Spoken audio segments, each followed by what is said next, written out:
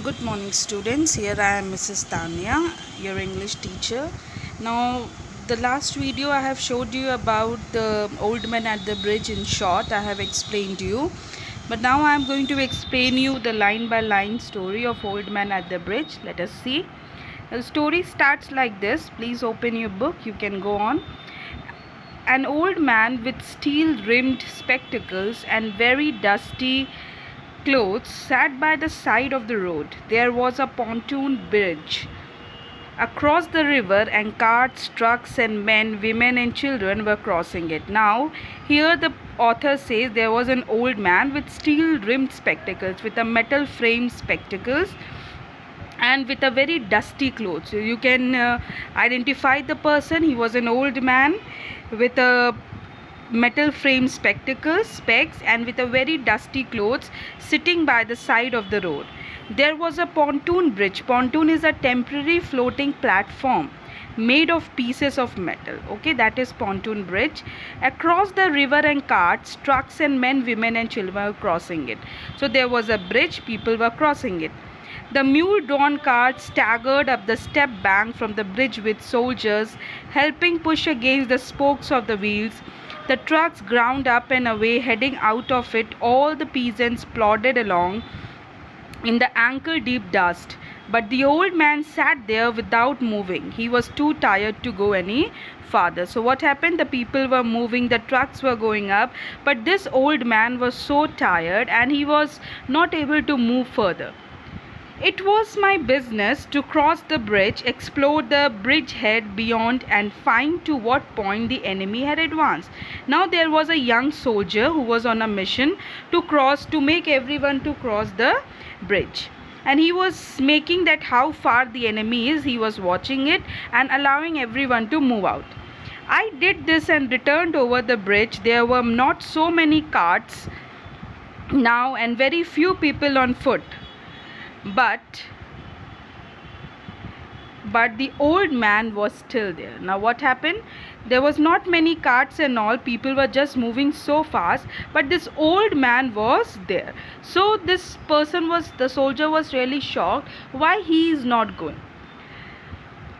Where do you come from? Now he went to the old man and said, where did you come from? I asked him. From San Carlos. I told you children, San Carlos is a city in California. So the old man said, I am from San Carlos. He said and smiled. That was his native town, and so it gave him pleasure to mention it, and he smiled. I was taking care of animals, he explained. Oh, I said, not quite understanding. Now this old man said, I am coming from San Carlos and there I was taking care of animals. The soldier smiled, but he did not understand much. Yes, he said, I stayed, you see, taking care of animals. I was the last one to leave the town of San Carlos. He said, I saw people were going, but I was the last one to leave my hometown. He did not look like a shepherd nor a herdsman, and I looked at his black dusty clothes and his grey dusty face and his steel rimmed spectacles and said, what animals were they? Now the soldier was really astonished to see his look and seeing that he was the last one to move out. Why? He don't want to save his life. He does not want to save his life. So he said, okay, tell me what animals were they? Various animals, he said, and shook his head. I had to leave them. He said there were many animals, various animals, and I had to leave them. I was watching the bridge and the African looking country of the Ebro Delta and wondering how long now it would be before we would see the enemy, and listening all the while for the first noises that would signal that ever mysterious event called contact. And the old man still sat there. Now the soldier said, I was watching the bridge, I was seeing the people, and I was just worrying how to make everyone to reach to their saving place, and I was worried that enemy should not approach. What animals were they? I asked. There were 3 animals altogether, he explained. He said there were 3 animals, 2 goats, a cat, and then there were 4 pairs of pigeons. He said there were 2 goats, there was a cat, and there were 4 pair of pigeons. And you had to leave them? I asked. He said, and you had to leave them? Yes, because of the artillery. The captain told me to go because of the artillery. So the old man said, yes, because of the artillery, means because of the enemy. They were attacking with the weapons and all, and because of that I had to leave. And you have no family? I asked, watching the far end of the bridge where a few last carts were hurrying down the slope of the bank. He said, you don't have any family? And then he was worried over the people. He did not worry about the he was worried that whether the carts, whether the buses all were going. The soldiers' mind was in two directions. One on the people he have to take them to the places, and one on this old man who was not ready to get up and move. He was just talking about his animals. No, he said, only the animals. I stated. The cat of course will be yours. He said, no, not about family. I know only my animals are there, and the cat of course will be all right. Cat can look out for itself, but I cannot think what will become of the other. He said, cat will be all right, but I don't know what about others. What politics have you? Now the next main question, you can see the cat and pigeons and all. Next main question what the soldier asked to this man, he said, what politics? What do you understand by this politics? He said, do you know any political party? Do you know all this thing, what is happening, this war and all? I asked. I am without politics. He said, I am 76 years old man. I have come 12 kilometers now, and I think now I can go no further. He said, I am a person without politics. I am 76-year-old man, and I have come here 12 kilometers away, and I think now I cannot go no further. Means I am so dead tired. I cannot move further. This is not a good place to stop. I said, if you can make it, there are trucks up the road where it forks for Tortosa. I will wait a while, he said, and then I will go. Where do the trucks go? He said, okay, I will wait here. The soldier advised him, informed him, motivated him, and said, see, trucks are there, buses are there, you can move on because here you are not safe. So he said, okay, I'll sit a while and then I'll go. Towards Barcelona, I told him. Now Barcelona, children, it's a place, it is a city in Spain. And this person was from California. He had to go to Spain because their enemies were attacking. I told him, I know no one in that direction, he said, but thank you very much. Thank you again very much. Now this old man, as you understand, old people are like what? They are so much devoted or so much close to their own family, their own people, their own belonging. That is the nature of the old people. They don't want to leave their own places. Same thing was the old man. He was thinking why I should leave San Carlos and go to Barcelona.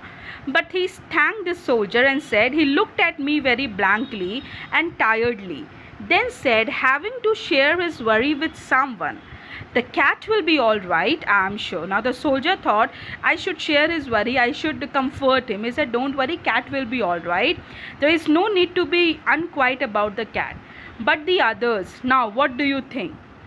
Why, they will probably come through, it's all right. You think so? Why not? I said, watching the far bank where now there were no carts. He said, yes, they will be all right.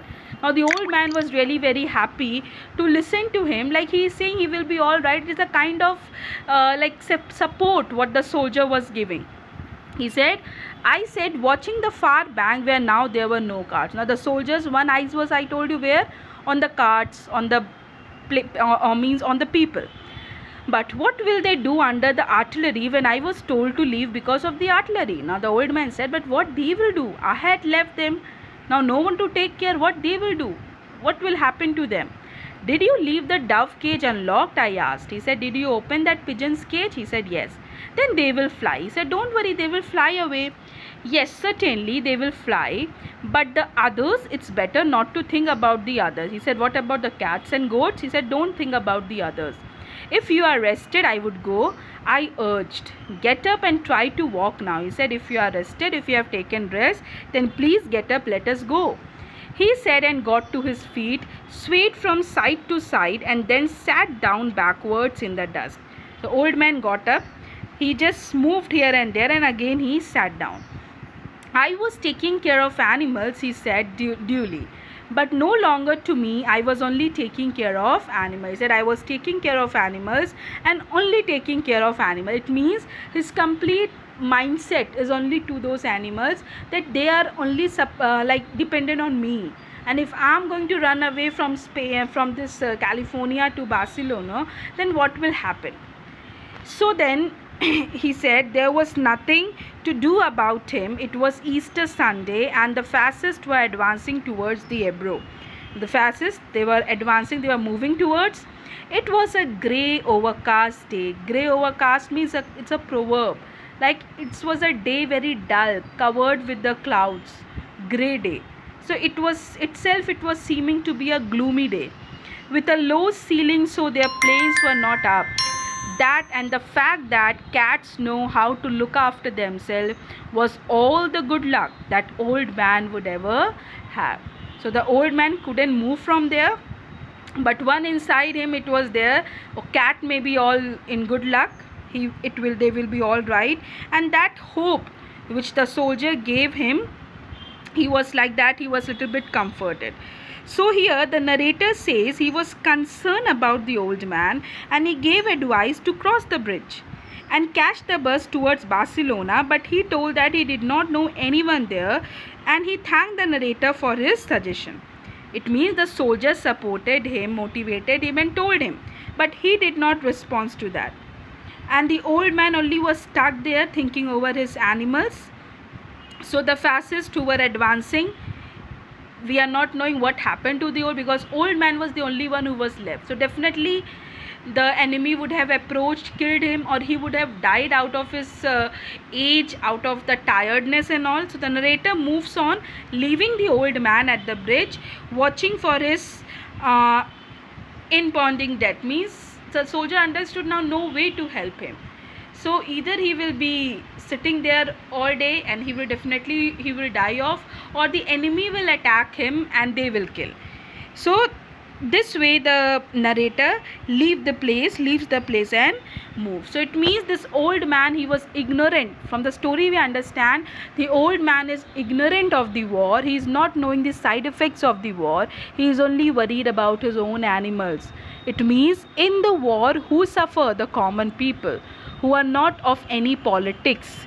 They suffer and they have to face the real trouble. So that is the story which explains us. I hope you understood. Now move on with the workbook question and answer, and whatever you want to ask, you can ask. So it is just a reflection telling that the horror of war and its effect, mental, psychological, physical, all effect on the civilians, on the common people.